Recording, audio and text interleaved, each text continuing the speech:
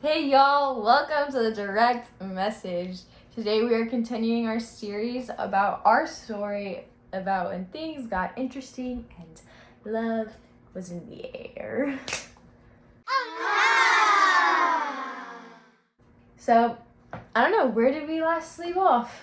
I think we ended on daily mass Yeah, where things got interesting. serious. And after that, we started seeing each other every day, hence daily mass. I think there was one time we went on a streak of 44 days. We had 44 days of seeing each other in a row. Which just meant we went to daily mass every day and then saw each other at mass on Sunday. So we happened to do something like On 4 or Saturday. 5 weeks in a row on Saturday. Yeah. Something like that. We were really good friends at this point. I mean, I was like, oh gosh, I actually like her, and I actually might want to do something about this. I was in a really big predicament about not knowing what I was going to do. I had some friends that were like, you know what, you guys are really cute together, you guys are really good friends, you should just go for it. I had other friends being like, Diego, this is stupid, like, you're going to college. It's like, I know, but I like her. Yeah, and on my side, it was a little complicated because my parents had said that I couldn't date in high school, and so I was really conflicted because I had this guy I was seeing every day. I was talking for hours with on text, and I liked him, but I didn't know what to do about it. And I knew prom was coming up, and that was kind of scaring me because I knew he was really, really interested in me, but I didn't know what he was going to try and do at prom. I was a little worried he was going to try and kiss me or do something that I was not ready for. And as we got closer to prom, I could see that she was getting more tense about the situation and kind of more distant. I hadn't explicitly told her that I liked her.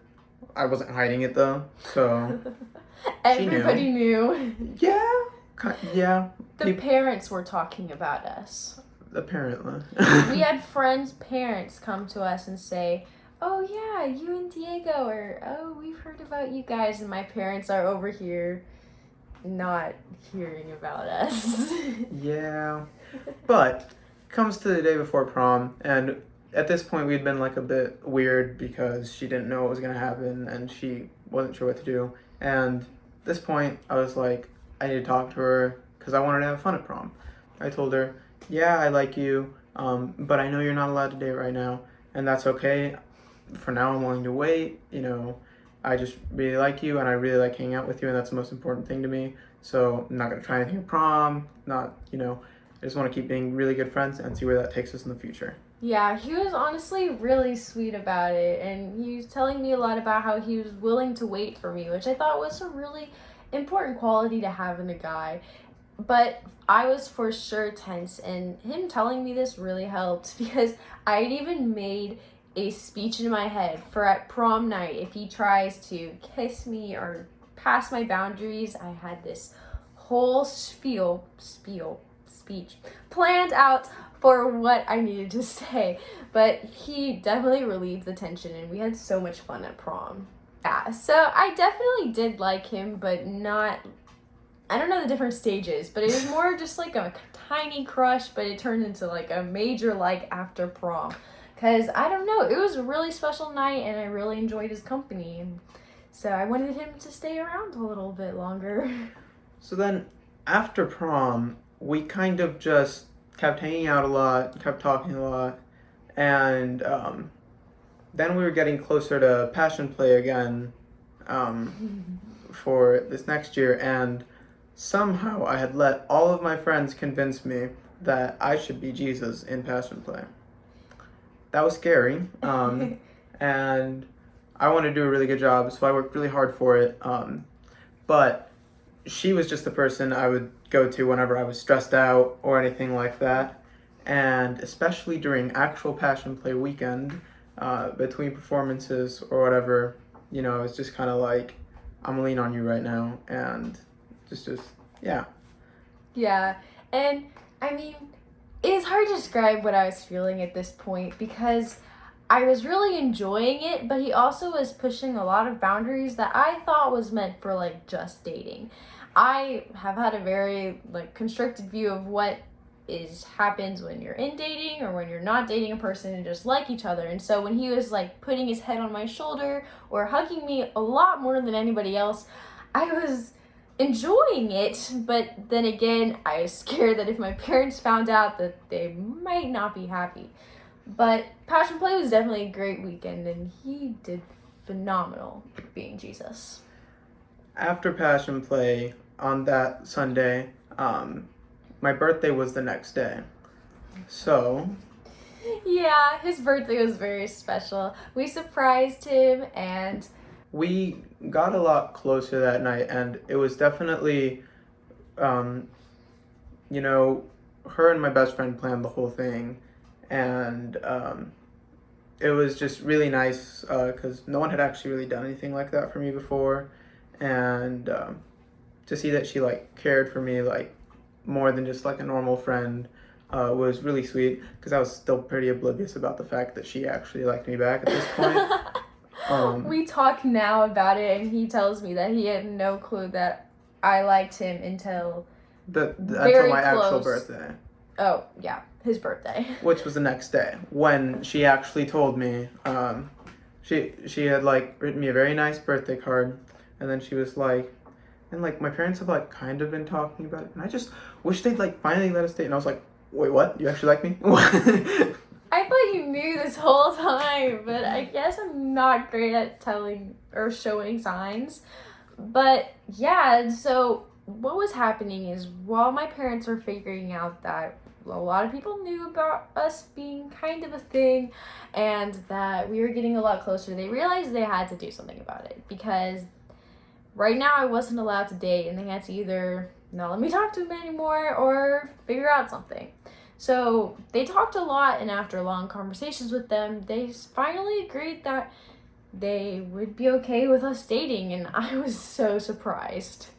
And then what happened was when this happened, she was about to go to bed one day, and she texted me, "Oh, I just had a really long conversation with my parents, and they're definitely thinking about letting us take steps towards dating," which I thought was what was already happening. But to her, it was, they are letting us date now. But I didn't get that. So I just kind of reacted kind of like, oh, great. Yeah, no, this is a very awkward text conversation because my parents had just given me the, okay, you guys can date. But the problem was that Diego already knew I wasn't allowed to date. So he wasn't going to go ask my parents if he can date me because he knows that that's not allowed. But my parents wanted him to ask them if they can date me so they can have a conversation with him about the limitations and whatever. But we had to get some way for him to realize that he can actually ask my parents now by us telling him that you can ask my parents and then him going asking my parents, which is like very backwards, but it was the situation it was. So there was a lot of confusion. Yes. And what ended up happening is one day Mackenzie and I were just like, okay, we need to talk. So I came to her house and we wanted to talk, and she explained the whole thing to me, just like she just did. And then she had to leave because she had to go babysit.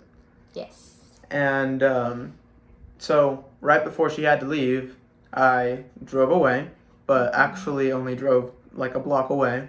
And then I stopped, waited for like a while, and then I texted her parents and was like, would it be okay if I talk to you guys right now? I'm still, I just drove a little bit away, and I can be right back as soon as she's gone. And then her mom was like, yes, I'll ask her dad to come out.